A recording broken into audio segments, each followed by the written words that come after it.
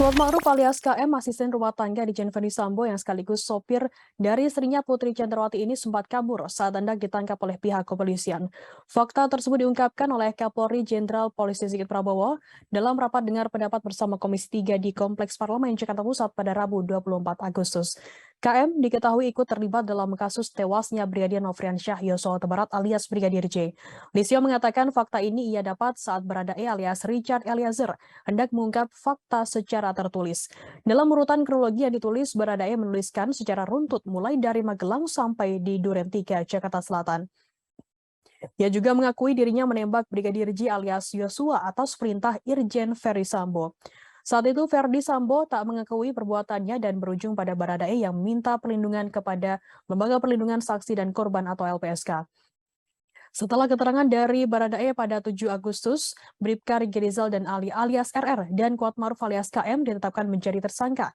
Lisio mengatakan Kuat Ma'ruf sempat melarikan diri selesai penetapan tersebut. Namun akhirnya dapat diamankan dan ditangkap oleh pihaknya. Brigadir J sendiri tewas setelah ditembak di rumah dinas ex-Kadif Propam Polri, Irjen Pol Verdi Sambo di Kompleks Polri Duren 3, Jakarta Selatan pada Jumat 8 Juli lalu. Terkait kasus tersebut, tim Sus Polri sudah menetapkan 5 orang sebagai tersangka dalam pusaran kasus pembunuhan Brigadir J ini. Kelimanya yakni ada Irjen Verdi Sambo, istri Verdi Sambo yakni Putri Chandrawati, Baradae, Bribka Riki Rizal, dan Kuat Ma'ruf.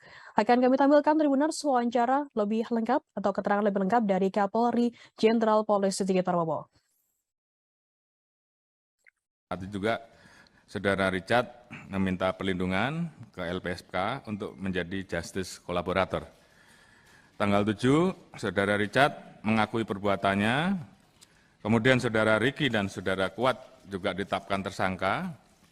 Saudara Kuat sempat akan melarikan diri namun diamankan dan berhasil ditangkap.